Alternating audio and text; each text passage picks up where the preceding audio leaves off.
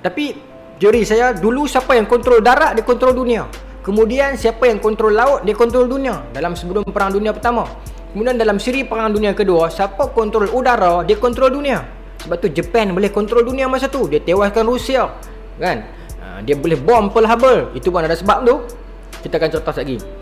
Kemudian sekarang zaman milenium, zaman abad ke-21, siapa kontrol luar daripada itu, dia kontrol dunia. Kenapa yang luar daripada itu? Satelit, sistem. Kalau hari ni kita ada peluru berpandu yang canggih, helikopter yang canggih, jet yang canggih, tapi semuanya pakai komputer. Kalau orang duduk dekat laptop dia aja dia hack masuk sikit beg orang, jatuh helikopter tu. Dia tak perlu buat keluar pistol, tak perlu keluar peluru pun. Sebab tu orang yang kontrol sistem sekarang kontrol dunia.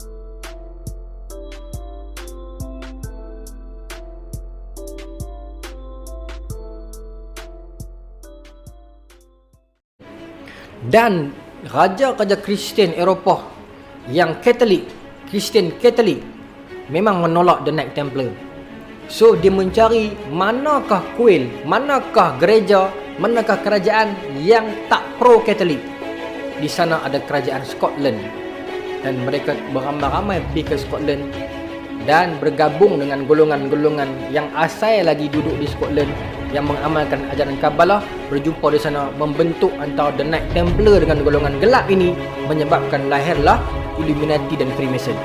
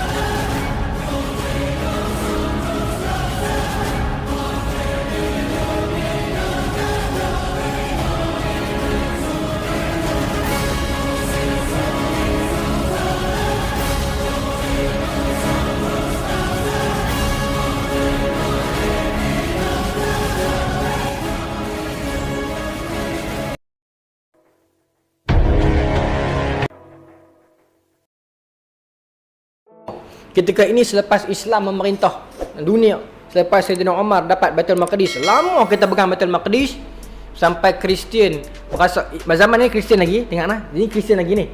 Saya nak cerita bagaimana Kristian ni boleh termasuk dengan agenda Jews ni. Okey. Maka golongan Kristian ini disyarahkan oleh Paus Urban kedua, ya, Pope Urban kedua, untuk misi jihad mereka untuk pergi ke Baitul Maqdis, dapatkan balik Baitul Maqdis bagi pihak Kristian ketika ni, Christian Frank.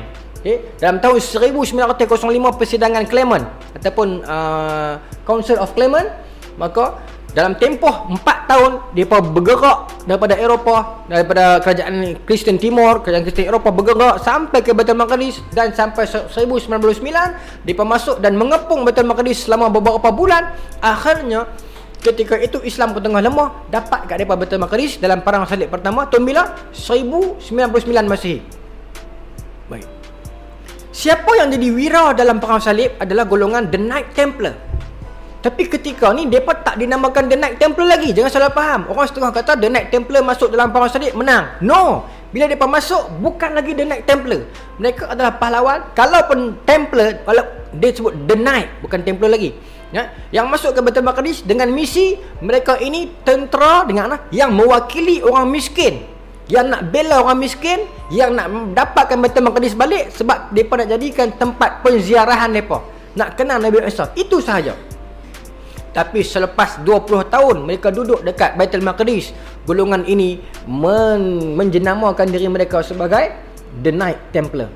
What have they done within those 20 years? Dalam 20 tahun sebelum dijenamakan The Knight Templar, what have they done? What had they found? Apa yang mereka jumpa? National treasure. Bila mereka masuk ke Baitul Maqdis, apa yang mereka jumpa telah menukar akidah mereka, telah menukar agenda mereka, telah menukar perilaku dan sikap mereka. Asalnya The Knight Templar ini tuan-tuan, satu golongan tentera yang cukup warak Kristian, yang diceritakan dalam buku kajian banyak tuan-tuan saya baca sendiri, yang memang jenis tak kaki perempuan, mabuk, bukan tak mabuk, kurang mabuk. Tentera ni bila dapat tawan perang, hamba tebusan mereka ni kira berebut perempuan lah. Tapi The Knight Templar tak pi. Masa-masa yang kosong mereka cuma cuci pedang, asal pedang. Tetapi bila mereka dah masuk Baitul Maqdis, setelah menjumpai satu khazanah, menyebabkan watak mereka bertukar sampai mereka menumbuhkan The Knight Templar. Ini pakaian apa? Baik. Diasaskan oleh siapa? Ya, diasaskan oleh dua orang. Okey, diasaskan oleh dua orang. Pahlawan The Knight Templar, the batch pertama ni, dia 9 orang ya. Nah, 9 orang saja pahlawan The Knight Templar yang pertama. Yang pertama namanya Dipain. Okey. Kemudian yang kedua namanya Godfrey. Godfrey, saya hafal Godfrey ya, tapi dia nama dia panjang lagi. Godfrey di Omer kalau tak salah. Dan ada lagi 7 orang. 9 orang ni batch pertama. Kemudian ini berkembang. Baik.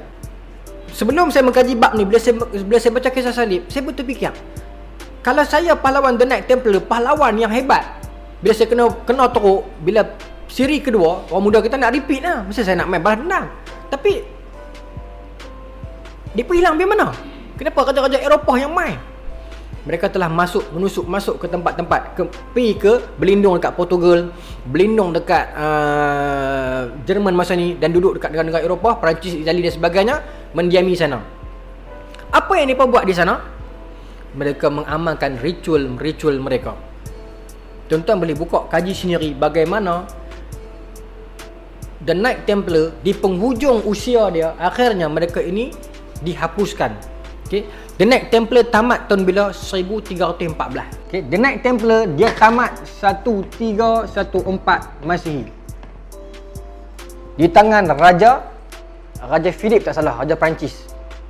Dengan bantuan siapa yang nasihat suruh raja bunuh The Knight Templar?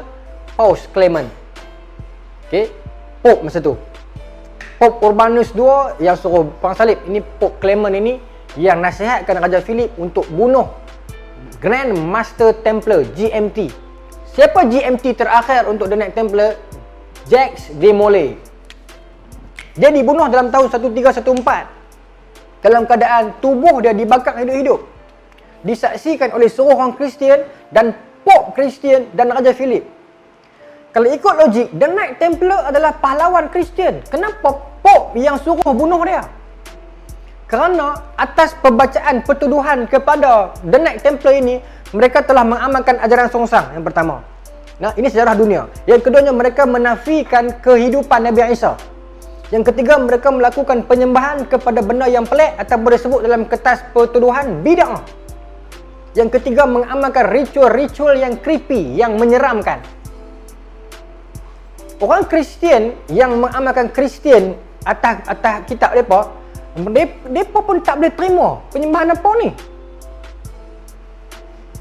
Sampai kena tumpahkan darah, sembah, ada ritual kabalah dia, kena korbankan darah, ada mantra dia, ada pemujaan dia, menafikan Nabi Isa. Maka ini bukan lagi Kristian.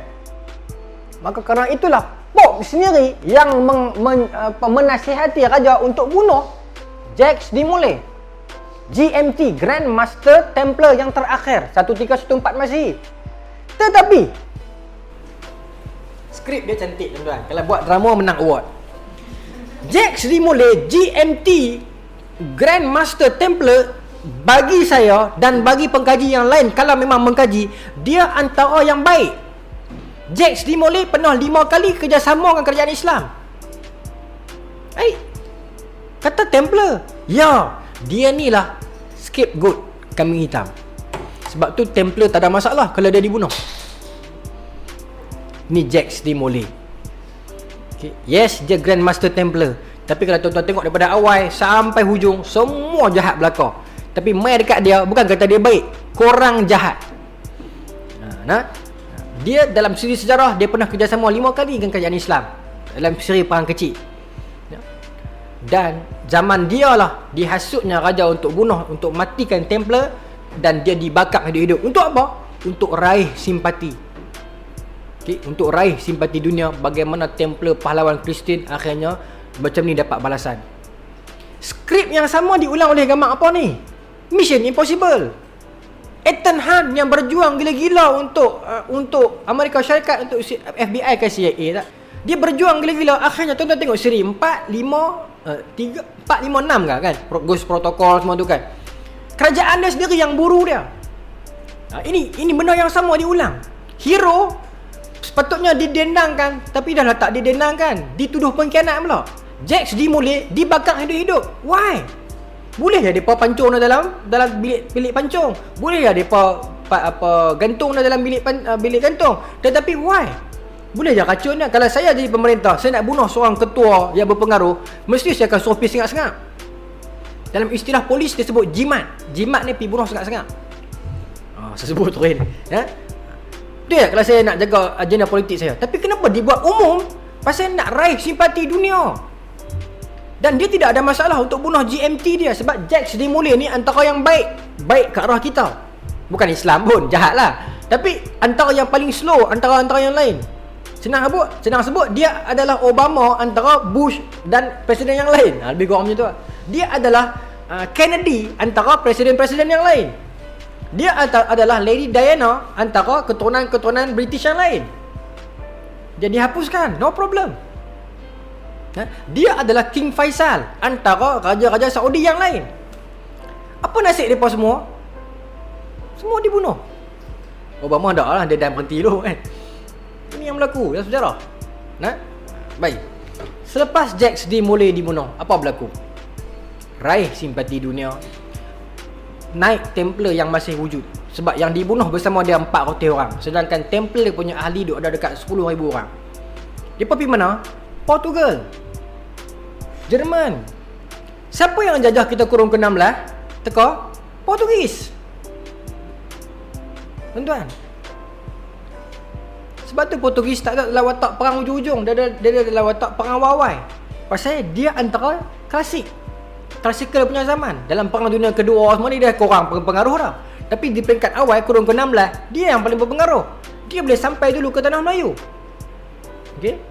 Kerana dana, sistem check and balance, sistem bank, sistem dan national treasure, kekayaan, keilmuan yang mereka ada, kabalah, ritual sembahan kepada Baphomet yang mereka ada ini, menyebabkan mereka boleh kontrol dunia.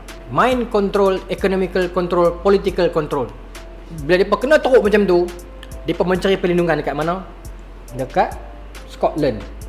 Dan raja-raja Kristian Eropah yang Kristian Katolik memang menolak The Knight Templar. So dia mencari manakah kuil, manakah gereja, manakah kerajaan yang tak pro Katolik. Di sana ada kerajaan Scotland. Dan mereka beramai-ramai pergi ke Scotland dan bergabung dengan golongan-golongan yang asal lagi duduk di Scotland yang mengamalkan ajaran Kabalah, berjumpa di sana, membentuk antara The Knight Templar dengan golongan gelap ini, menyebabkan lahirlah Illuminati dan Freemason. Sebab itu launch pertama Freemason dekat Scotland. Sampai hari ni tuan-tuan, kalau kita jadi anggota Freemason, setakat nak daftar ketua cawangan, ketua bahagian, tak ada masalah. Tapi bila kita dah naik darjah 33 degree, bermaksud pangkat atas, AJK atas, kena ditabarkan di Scotland sampai hari ni. Siapa pemerintah Scotland masa ni? Robert de Bruce. Tuan-tuan nak carilah. Golongan ini jugalah yang bergabung dengan keturunan diraja Eropah ataupun disebut sebagai keturunan Merovingian. Ni siapa? Keturunan Firaun dan Namrud yang hari ni sekarang menjadi raja-raja dekat United Kingdom. Namrud mati, keturunan dia tak mati. Firaun mati, keturunan dia tak mati. Mereka inilah yang mengkontrol dunia. Keturunan Merovingian yang kontrol politik, Rothschild yang kontrol ekonomi. Tuan-tuan kalau baca agenda Diamond, bagaimana Rothschild melaburkan duit yang banyak untuk Diamond, tuan-tuan akan rasa bodohnya kita. Diamond punya tak ada nilai, emas ada nilai. Tapi Diamond, kalau tuan-tuan buka YouTube, jangan tengok yang konspirasi, tengok yang sains. Bagaimana orang sains membuktikan Diamond boleh dibuat. Tetapi manipulasi minda, orang kata Diamond ni mahal sampai tahap dia orang putih punya kerajaan, orang putih punya masyarakat, cincin kahwin tak diamond, tak kahwin lah nama dia. So mereka menghasilkan diamond dan mereka kaya dengan cara memperbodohkan kita. Ini yang berlaku, manipulasi minda. Benda yang dia nak kata mahal jadi mahal, benda yang dia nak kata miskin jadi miskin. Emas yang sepatutnya nilai yang tinggi, yang besar, jadi tak ada apa. Emas putih mahal lagi, diamond mahal lagi, kerana dia nak benda tu. Sebab manipulasi minda yang dia boleh buat. Dia nak apa yang betul jadi betul, apa yang salah jadi salah. Itu zaman fitnah. Itu yang kata Nabi dalam hadis akhir zaman, la taqumu sa'ah hatta yafidul mal. Takkan berlaku kiamat sehingga kan harta benda melimpah ruah. Wa tazharul fitan, bila dah melimpah harta itu, zahir pula fitnah. Bila zahir pula fitnah, wa yaksurul harju, berlaku pula banyaknya perang. Bila sahabat tanya, wa mal harju ya Rasulullah, apa benda harju itu ya wahai Rasulullah? Al-qatlu salasa. Perang. 3 kali Nabi ulang. Maka siri tersebut kita berada di dalamnya. Sekarang kita dalam fasa perang dunia kedua. Selepas perang dunia kedua, ketiga tak tahu bila. Berlaku tak berlaku? Berlaku. Final battle, Armageddon, Malhamah Kubra, disebutkan dalam semua agama kena berlaku. Disebutkan dalam semua telemovie, semua movie Hollywood, mesti ada final battle akan berlaku punya. Modus operandi yang sama, Jacques de Molay kena bunuh. Saya tak kata dia baik, cuma dia antara yang baik antara jahat-jahat yang lain. Sebab tu Yahudi Zionis tak ada masalah nak korbankan dia. Modus operandi yang sama dilakukan oleh Jerman, Holocaust. Yang dibunuh adalah Yahudi. Betul? Nazi anti-Yahudi. Hitler melak Yahudi. Dia kata apa? Aku boleh bunuh Yahudi semua kalau aku nak bunuh. Sengaja aku tinggalkan 50% untuk hampa kenal siapa dia. Orang Islam pun share, page Islam pun share bagusnya Hitler ni, untuk hampa kenal siapa dia. Apa maknanya? Kata Hitler, aku boleh bunuh semua kalau aku mau, tapi aku tinggalkan setengah untuk kamu kenal siapa depa. Kenal itu bermaksud ni, faham tak? Dua sudut pandang ni. Bagi kita faham kenal tu dia, pasal tu lah Hitler bunuh, pasal tu lah Hitler bunuh. Hitler tinggal separuh nak suruh kita kenal sebab tu dia bunuh. Betul tak? Kita tafsir macam tu. Sedangkan Hitler bunuh setengah, lagi setengah dia tinggal untuk hampa kenal kami siapa, bukan depa siapa. Aku tinggalkan setengah untuk kamu kenal kami siapa. Hitler ini adalah Yahudi Ashkenazi. Yahudi ada 3, Natural Kartai, Sephardi, Ashkenazi. Ashkenazi antara yang menyeleweng masuk Zionis. Siapa lagi dalam Ashkenazi? Hitler, Lenin, Stalin. Ini yang duduk dalam Ashkenazi. Sebab itu Lenin dan Stalin mempelopori komunis. Komunis gagasan macam mana tuan-tuan? Tak percaya Tuhan. Zionis menolak Tuhan. Modus operandi yang sama. Dia bunuh Jacques de Molay dengan tujuan dia boleh lari ke Scotland untuk tubuhkan Illuminati. Dia bunuh orang Yahudi Jerman yang baik. Baik bukan saya kata baik itu Islam, baik sikit daripada Zionis. Yahudi sebenar dia bunuh dengan tujuan dia dapat penempatan dekat Palestin. Modus operandi yang sama. Ini peristiwa apa? Pearl Harbor. Dalam peristiwa Pearl Harbor, Panglima tentera laut US bertengkar dengan Presiden. Pasal Presiden arahkan agar Pearl Harbor diparking kat sini. Parking dekat Hawaii, Honolulu, semua kawasan-kawasan yang dekat dengan Jepun. Sedangkan masa ni Jepun sedang mengekspandkan kuasa dia. Seolah-olah hang bunuh diri. Sedangkan US masa tu kuat. Dia parking Pearl Harbor kat sini. Japan punya tempat kat sini. Mudah sangat untuk Japan mai hancurkan kat sini. Satu dunia kesian. Dia Pearl Harbor kena buat filem kita pakat teriak. Sedangkan memang depa nak diserang. Depa seronok bila Jepun dah fall into their trap. Sebab tu Jepun tak ulang kesilapan yang sama sekarang. Pada aku layan hampa, baik aku sibukkan teknologi aku. Jepun pergi serang dia, Jepun sangka Jepun menang. Rupanya berapa lama selepas itu bom atom gugur dekat Hiroshima dan Nagasaki. Apa tujuan dia, Ustaz? Tujuan dia adalah US nak cari alasan untuk masuk Perang Dunia Kedua. Perang Dunia Pertama US tak terlibat sangat. Senang abang tak terlibat lah. Perang Dunia Kedua dia nak masuk tapi tak ada point. Perang Dunia Kedua ini adalah proses balas dendam yang kalau hari tu dalam Perang Dunia Pertama Hungary, mana dah jatuh dah, Jerman, Britain, France, kan? US, what is the point untuk dia join? Tak ada point. So aku korban saat aku punya port Pearl Harbor yang dah tak pakai dah pun. Maknanya tuan, ni Pearl Harbor ni lama dah. Ni kapal-kapal dah tak pakai ni, second hand dah ni, dia tok ni umpan. Jepun pun main bom. Jepun bom, dia guna alasan ambil simpati dunia, dia serang, dia gugurkan atom dekat Jepun. Tuan-tuan, manusia biasa pun boleh fikir takkan sampai hang gugurkan bom atom. Bom atom ni kesal radiasi dia beratus tahun. Saya sembang dengan seorang kawan, dia kerja agensi nuklear, bukan antara mahasiswanya, dia duduk nuklear Malaysia lah. Dia kata Chernobyl punya tu mula kata 100 tahun, sekarang dah naik 115 tahun. Dia akan naik lagi pasal orang tak berani bagi masuk, pasal radiasi dia kita tak nampak. So kalau ikut logik akal, orang tak gamuk lah walaupun kapiak, tak gamuk lah sampai nak pergi bom atom. Pasal apa mereka boleh buat? Pasal dia bukan manusia dah. Ni penyembah ni. Dan signal kepada dunia kami boleh buat. Dan signal kepada dunia kerajaan baru sedang naik. New World Government. New World Government dah establish bila? Selepas siri Perang Dunia Kedua. Selepas era sekarang lah. Sebab sebelum tu mereka dah establish One World Government, OWG. One World Government siapa start dulu?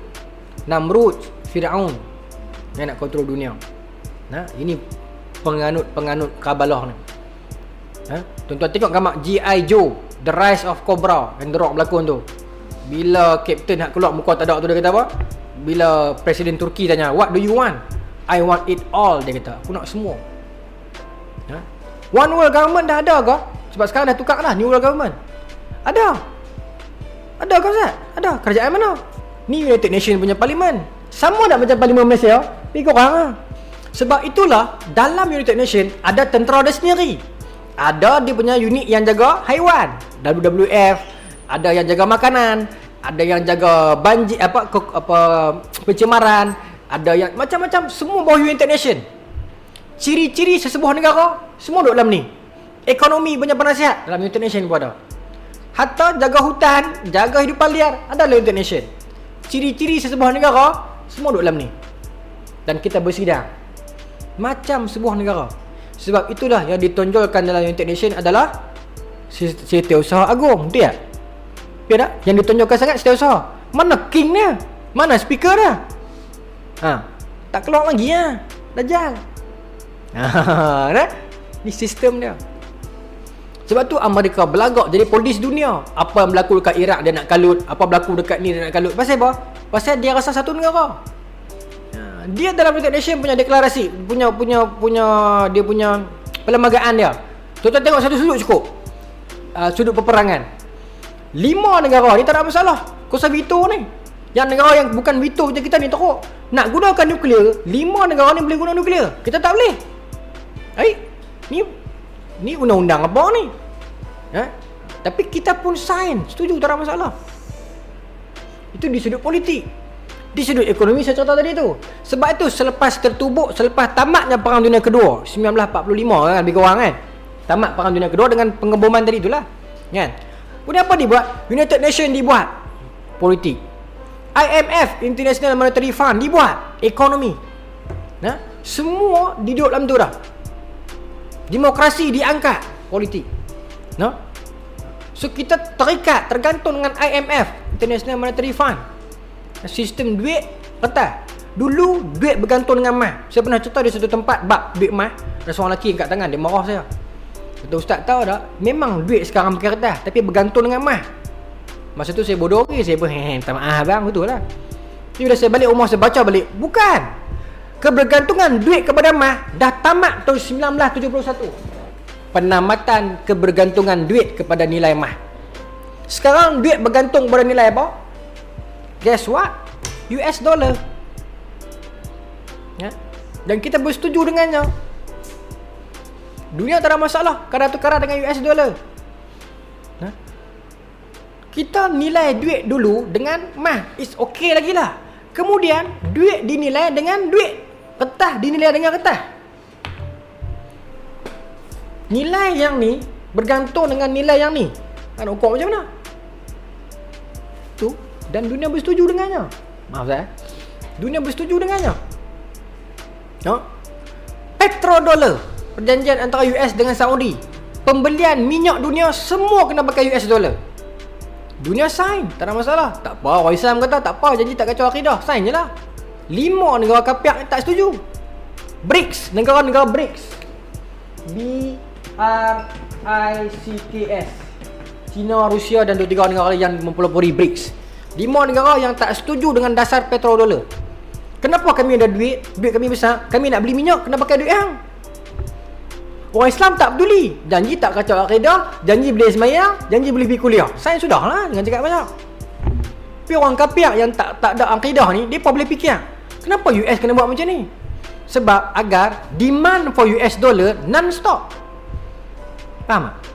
Orang nak US dollar tak berhenti lah. Pasal orang sudah perlukan minyak. Sebab itu US sangat kaya. Dia tak heran lah tuan-tuan, dekat orang kata support MACD lah apa. Dia tak heran yang tu lah. Dia lebih pada tu dia boleh dapat. Ya? Lebih pada tu dia boleh dapat. Dia naik Perang Dunia Kedua. Siri yang sama akan berulang. Tuan-tuan, WTC kena bom. Benda yang sama. Selepas WTC kena bom, apa mereka dapat? Telaga minyak di Iraq. Ya? Dapat masuk Afghanistan. Dia bom dia punya bangunan hak lama dia tak pakai dah. Ya? Sedangkan yang mati dalam kejadian WTC tak ada seorang pun Yahudi. Plan dia. Dia boleh masuk dapat telaga minyak. Dan tuan-tuan, yang ni tak berlaku lagi, tapi saya nampak dia akan berlaku. Amerika akan sekali lagi buat misi suicide ini. Misi apa? Dia akan dropkan ekonomi dia sendiri. Sekarang dia buat perang ekonomi dan sebagainya, dia akan dropkan ekonomi dia. Siapa akan naik? Adik terbaru dia, Israel. Seperti mana bila British dropkan dia punya kuasa dia untuk naikkan US kenalkan duit fiat, US akan dropkan benda yang sama. Buat naik Israel akan buat keluar e-money, duit elektronik. Yang sekarang kita sedang duk amal dah introduction dia. Maybank to you, CIMB Click, PayPal dan sebagainya. Saya tak kata berdosa, saya tak kata salah. Saya bukan orang yang berhak nak kata benda tu.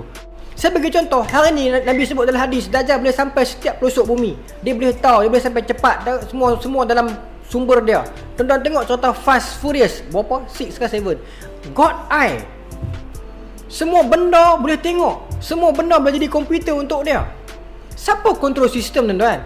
Handset tuan-tuan ada kamera, laptop ada kamera, traffic light ada kamera, ATM machine ada kamera. Kemuncak atas sekali source dia tu siapa pegang? Kita tak tahu. Semua akan main pada satu source kan? Satelit di atas tu. Siapa yang kontrol benda tu? Sekarang Facebook kita sendiri kita tak boleh kontrol. Kita takat gambar, masuk dalam galeri, selagi kita buka Facebook, gambar tu dah duduk dalam Facebook dah. Dia cuma tanya aja, do you want us to post it? Do you want to post it? Padahal Facebook kalau ikut falsafah dah, kita kena log in log out dulu. Tu kita punya. Facebook is internet, gallery is phone, device. Dua benda yang berbeza. Siapa suruh dia pergi ambil benda dalam device kita masuk dalam kita punya web? Facebook kita sendiri kita tak boleh kontrol. Siapa di belakang tu? Itu di peringkat individu, di peringkat dunia, sistem, duit. Dia nak hilangkan duit kita sekelip mata. Kita boleh kata apa? Itu yang Dajjal boleh capai semua akhir zaman. Kita jangan faham Dajjal keluar naik keldai, pakai tengkolok, bawa kerih. Siapa nak follow dia? Siapa nak follow dia, betul tak? Sebab tu dia keluar yang someone yang kaya, yang kontrol dunia, yang ada kuasa politik, yang ada kuasa ekonomi. Itu sebab orang boleh ikut dia. Jangan kita bayang Dajjal ni keluar naik keldai, jangan. Selagi kita berpegang macam tu, sampai bila pun kita tak boleh percaya ya, Dajjal tu dah keluar. Hati-hati.